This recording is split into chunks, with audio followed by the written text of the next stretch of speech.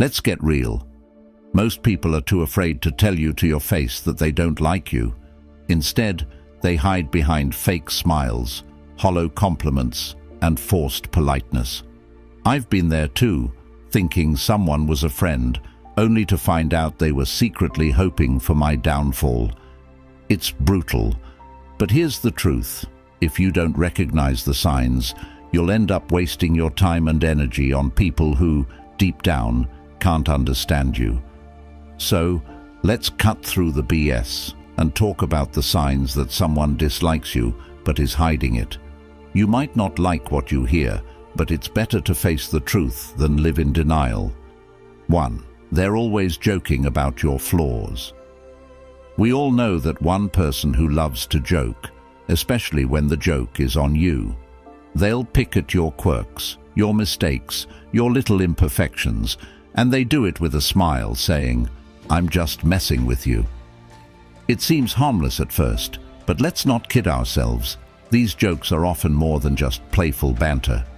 They're calculated digs cleverly disguised as humor, meant to chip away at your self-esteem bit by bit. I remember a time when I was close to someone who always seemed to have something to say about me. How I dressed, the way I spoke, even the projects I was working on. At first I laughed it off, thinking it was all in good fun, but as time went on, I noticed a pattern.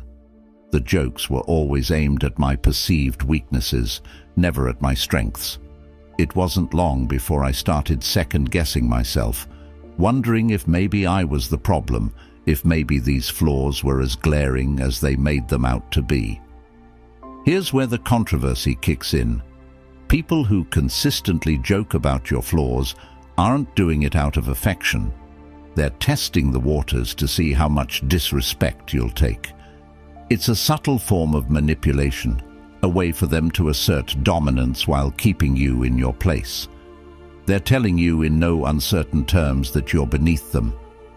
And the most insidious part, they get away with it because we've been conditioned to believe that if we can't take a joke, we're the ones with the problem. But let's flip that script. I'm here to tell you there's nothing wrong with standing up for yourself when a joke crosses the line. In fact, it's essential. You deserve to be around people who lift you up, not those who knock you down just to get a cheap laugh. True friends don't need to point out your flaws to feel better about themselves.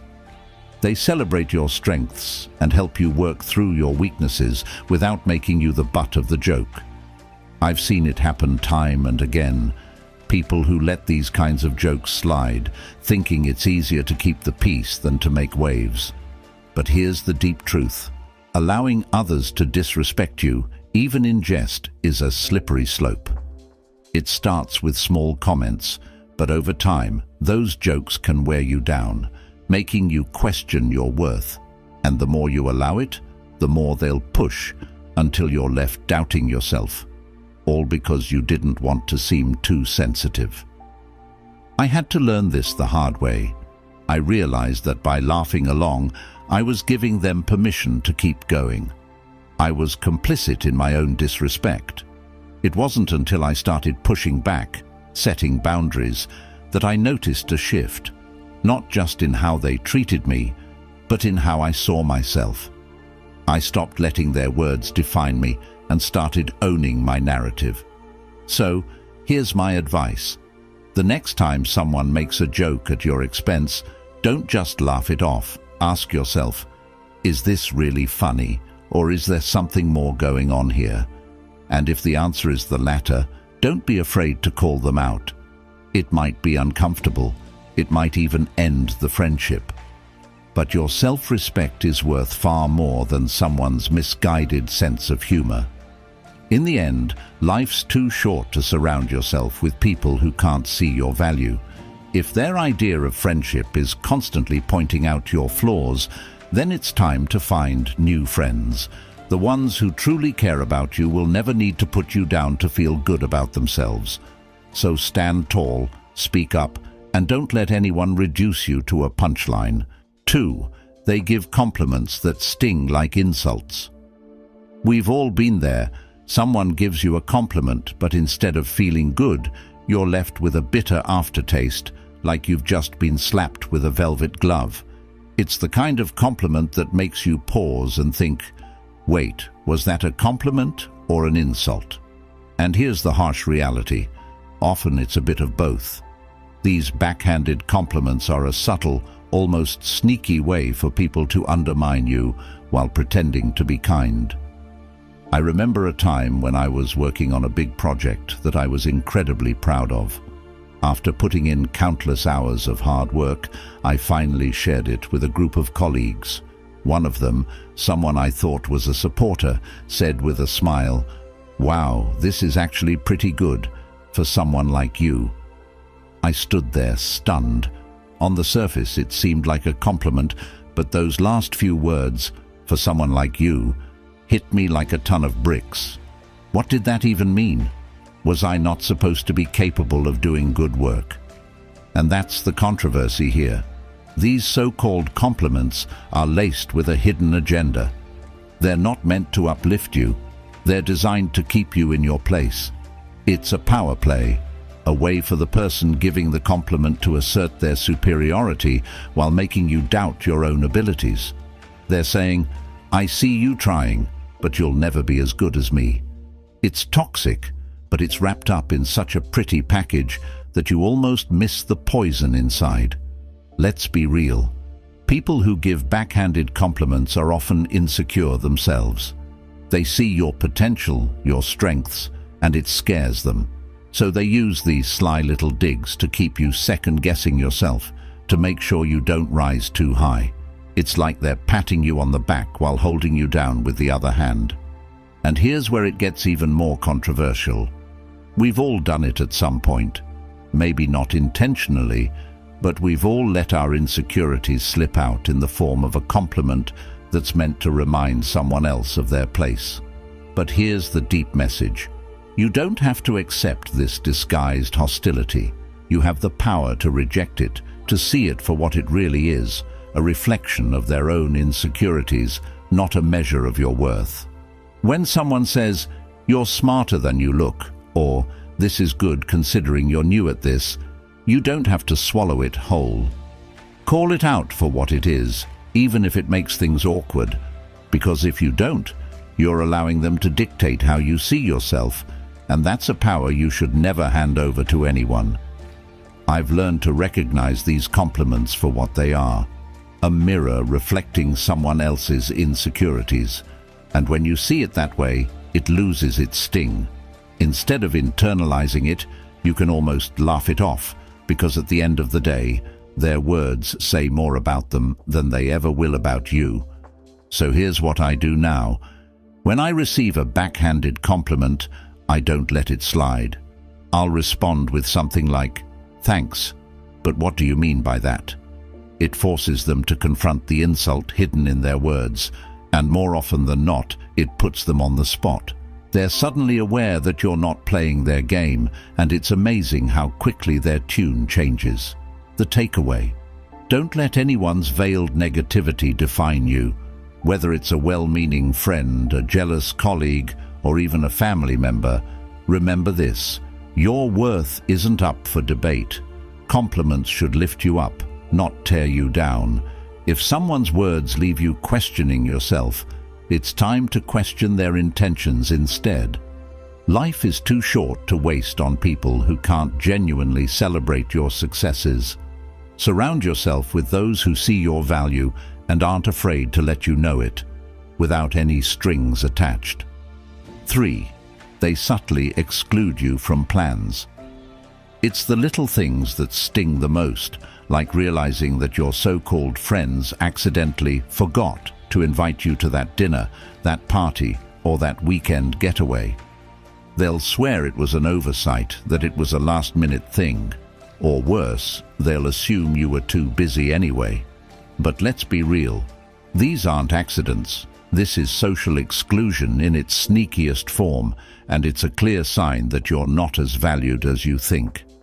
I've been on the receiving end of this too many times, I remember checking my phone one weekend and seeing pictures of a group of friends having a great time at an event I would have loved to attend. The kicker: not a single person mentioned it to me beforehand. When I casually brought it up later, they were full of excuses. "Oh, we thought you were busy," or "It was such a last-minute plan." But deep down, I knew the truth. If they wanted me there, they would have made sure I knew about it. And here's where the controversy comes in. We've been conditioned to make excuses for people who exclude us. We tell ourselves, "It's not a big deal," or "I'm sure it wasn't personal." But let's call it what it is. It's personal. When people consistently leave you out, it's because they've made a decision about your place in their life. They don't see you as essential to their group, and that hurts. Controversy comes in. We've been conditioned to accept busy as a valid reason to be pushed aside. But let's be honest, people make time for what and who they care about.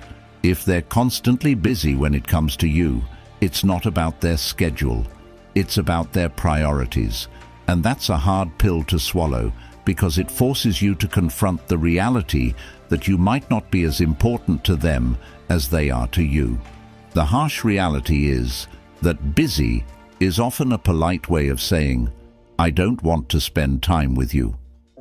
It's easier for them to blame it on their schedule than to admit that they're choosing not to include you in their life. It's a passive-aggressive way of keeping you at arm's length without having to deal with the confrontation that would come with telling you the truth. They want to keep you on the hook just in case, without actually investing in the relationship. I've been on both sides of this. There were times when I was the one making excuses because I didn't know how to tell someone that I'd outgrown the friendship. But being on the receiving end taught me a valuable lesson.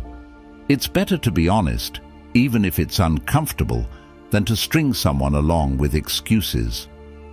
When I finally called out my friend on always being busy, the conversation was awkward, but it was necessary. It gave me the clarity I needed to move on and invest my time and energy in relationships where I was valued. Here's the deep message: your time is precious, and so is your energy. Don't waste it on people who can't be bothered to make time for you.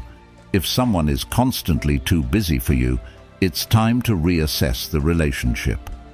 You deserve to be around people who are excited to see you, who make an effort to include you in their lives, not just when it's convenient for them, but because they genuinely enjoy your company. It's important to recognize that people change, and so do relationships. Sometimes we hold on to people out of habit, nostalgia, or fear of being alone, even when they've clearly moved on. But there's strength in letting go, in acknowledging that you deserve more than someone's leftover time. It's not about being needy or demanding. It's about valuing yourself enough to walk away from those who don't value you. 4. They roll their eyes or give you condescending looks. You know that feeling when you're in a group and you say something, only to be met with a roll of the eyes or a dismissive look. It's a punch to the gut, right? Those little gestures speak volumes. It's a clear indicator that they're not just uninterested in what you have to say. They're actively dismissing you. I've been in situations where I shared my thoughts on a topic I was passionate about, only to be met with eye rolls and sarcastic comments. At first, I brushed it off, thinking maybe I was just being sensitive. But after a while, it became evident. Their reactions weren't just a matter of differing opinions. It was their way of signaling to everyone else in the room that I didn't deserve to be taken seriously. The truth is, rolling your eyes or giving condescending looks is a silent but powerful form of disrespect. It's a way for someone to belittle you without saying a word, to undermine your confidence while pretending it's all in good fun. Here's where the controversy lies. Many people brush off these gestures, telling themselves it's just part of their personality. But here's the reality check. These behaviors are toxic, and they have a profound effect on your self-worth. And here's the kicker. People who roll their eyes at you are often projecting their own insecurities. They feel threatened by your confidence, your knowledge, or your ability to articulate your thoughts. So instead of engaging with you on the same level, they choose to demean you. It's a classic power move, and the most unfortunate part. It often works. When you're met with constant eye rolls and dismissive looks, it can wear you down and make you question your own worth. I've learned to address this behavior head-on. The next time someone rolls their eyes at something I say, I'll call it out. "Did you just roll your eyes? What's that about?" It puts them on the spot and forces them to reconsider their behavior. And more importantly, it reminds me that I won't tolerate that kind of disrespect. So here's the takeaway. Don't let anyone diminish your voice or your worth. Eye rolls and condescending looks are signs that someone is attempting to exert power over you, and you have every right to challenge that. Surround yourself with people who respect your opinions, who appreciate your insights, and who lift you up instead of tearing you down. Life's too short to waste on those who can't handle your brilliance. 5. They avoid physical contact like the plague. Let's talk about the elephant in the room. Physical contact, or rather the lack of it. We're not just talking about romantic relationships here. Physical contact is a basic human interaction, a way of connecting and building trust. So what does it mean when someone goes out of their way to avoid even the most casual touch? The answer isn't pretty. They're sending a clear signal that they're uncomfortable around you, and it's time to pay attention. I once had a colleague who seemed to recoil every time I reached out for a handshake or a friendly pat on the back. At first, I thought I was imagining things, but then I noticed it wasn't just me. They were warm and tactile with everyone else, but when it came to me, it was like I had the plague. It wasn't long before I realized that their avoidance of physical contact was more than just a quirk. It was a deliberate effort to keep me at a distance. Here's the controversial part. Physical contact is a natural part of human interaction, and when someone consistently avoids it, they're communicating a lack of comfort or connection. Sure, some people just aren't touchy-feely, and that's okay. But when it's selective, when they're fine hugging others but stiffen up around you, it's a red flag that something's off. They might not dislike you enough to say it outright, but their body language is doing all the talking. And let's be honest, we've all been there on both sides of the equation. Maybe you've avoided a handshake or leaned back when someone got too close because you just weren't feeling the vibe. Or maybe you've been on the receiving end, wondering why someone always seems to flinch when you're around. It's uncomfortable, it's awkward, and it's often a sign that the relationship isn't as strong as you'd like to think. But here's the deeper truth. Physical contact is a fundamental part of human connection. It's how we show trust, warmth, and empathy. When someone avoids it with you, they're not just avoiding touch, they're avoiding closeness, intimacy, and vulnerability. They're keeping you at arm's length, literally and figuratively, and that's a clear indication that there's an underlying issue in the relationship. I've learned to pay attention to these cues, even when it's hard to admit what they mean. There was a time when I ignored the signs, convincing myself that someone's reluctance to get close was just a personality trait. But the more I reflected on it, the more I realized that it was about me and our relationship. When I finally confronted the situation, it led to some tough conversations and, in some cases, the end of the relationship. But it also freed me from the frustration of wondering why things felt off. So here's the deep message. Don't ignore the signs. When someone avoids physical contact with you, it's more than just a preference. It's a statement about their level of comfort and connection with you. If you notice this pattern, don't be afraid to address it. It might lead to a deeper understanding, or it might reveal that the relationship isn't as solid as you thought. Either way, it's better to confront the truth than to live in denial. And remember, you deserve relationships where physical contact isn't something to be avoided, but something that happens naturally and comfortably. Whether it's a friendly hug, a handshake, or just sitting close without feeling awkward, these small gestures build trust and connection. If someone consistently avoids them, it's a sign that something's not right. Don't be afraid to ask the tough questions, and if necessary, make the tough decisions. Life's too short to be surrounded by people who keep you at a distance, literally and figuratively. 6. They disappear when you need support. Let's get real. Nothing reveals the true nature of a relationship like a crisis. When the going gets tough, you find out who your real friends are. So, what does it say about someone when they vanish the moment you need them the most? It's not just a sign of flakiness, it's a neon warning that they're not as invested in you as you might have thought. And let's face it, when someone pulls a disappearing act during your darkest hours, it's not just hurtful, it's a betrayal. I learned this the hard way during a particularly rough patch in my life. I was dealing with a major personal issue, something that really shook me to my core. Naturally, I turned to the people I considered close friends, expecting some level of support, even if it was just a text or a quick call. But guess what? Crickets. The people I thought would be there for me suddenly had every excuse in the book. I'm so swamped at work. Sorry, I'm just really busy right now. I'll check in with you later. Spoiler alert, they never did. Here's where it gets controversial. People love to talk about how they'll always be there for you, but when push comes to shove, many of them are only around for the good times. They'll party with you, laugh with you, and enjoy the high points of your life. But the minute things get real, they're nowhere to be found. It's easier for them to ghost you than to deal with your pain or discomfort. They don't want to be dragged into your problems because, deep down, they don't care enough to be there when it counts. And let's be brutally honest, true support isn't about convenience. It's about being there when it's hard, when it's uncomfortable, and when it's the last thing you want to do. The people who disappear when you need them most aren't just being inconsiderate.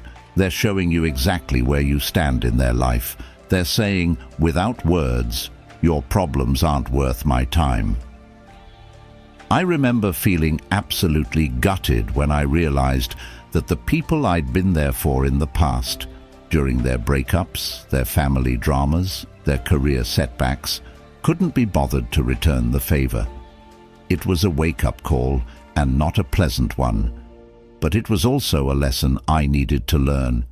Not everyone who smiles in your face is truly in your corner. Here's the deep message. Support is the foundation of any meaningful relationship. It's easy to be around when everything's going well, but the real test of a relationship is how people respond when things fall apart. If someone disappears the moment you need them, they're not just failing you. They're showing you that they were never really there in the first place. But don't let their absence make you bitter.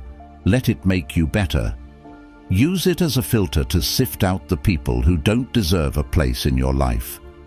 The ones who stick around, who check in, who show up even when it's inconvenient. Those are the people who truly matter, and those are the relationships you should nurture and cherish. In the end, life is too short to invest in fair-weather friends. Surround yourself with people who will stand by you in the storm, not just bask in the sunshine. Because when you find those rare individuals who stick around when the chips are down, you've found something worth holding on to. And as for those who disappear, let them go. They've already shown you their true colors. 7. They gossip about you behind your back. Gossip. It's the social poison that spreads faster than wildfire and can burn down relationships in an instant. The thing about gossip is that it's never as innocent as people make it out to be. When someone you consider a friend talks behind your back, they're not just sharing a harmless story. They're actively sabotaging your trust, your reputation, and your relationship. And let's be real, when they gossip about you, it reveals a fundamental disrespect for your character. I once had a friend who seemed supportive on the surface, but loved to dish out private information as if it were public property. It didn't take long before I caught wind of them bad-mouthing me to others, people I barely knew. It was a shocking revelation that left me feeling betrayed and vulnerable. This person wasn't just sharing my business. They were manipulating my narrative, painting me in a negative light, and putting a wedge between me and others. Here's the controversial part. Gossip is a toxic behavior that often masks deeper insecurities and issues. When someone feels the need to talk about you instead of confronting you directly, it's a reflection of their own shortcomings, not yours. They're projecting their fears, jealousy, or insecurities onto you, creating a narrative that suits their agenda. So what do you do when you find out someone has been gossiping about you? You confront it. I know it's uncomfortable, but ignoring the situation only gives it power. When I finally addressed the issue with my friend, it led to an explosive conversation that revealed so much about their character. It turned out they were grappling with their own insecurities and felt threatened by my successes. Instead of having an open dialogue with me, they chose to undermine me instead. The deep message here is this: gossip is a sign that someone isn't your true friend. Friends lift you up. They don't tear you down behind your back. If someone is gossiping about you, it's time to reevaluate their place in your life. You deserve relationships built on trust, loyalty, and open communication, not backstabbing and petty drama. And remember, even if you're the target of their gossip, don't let it define you. People will talk, but your worth isn't determined by their opinions or narratives. Focus on the relationships that matter, the ones built on respect and mutual support. When you surround yourself with genuine people, the gossip fades into the background, and you're left with the strength of true friendships. So here's the bottom line: if someone is gossiping about you, don't give them the satisfaction of letting it affect you. Confront it, learn from it, and move on. Life's too short to waste on people who can't keep your name out of their mouths. Surround yourself with those who celebrate you, not those who belittle you. The true friends will be there to uplift you and defend you, and those are the relationships worth cherishing.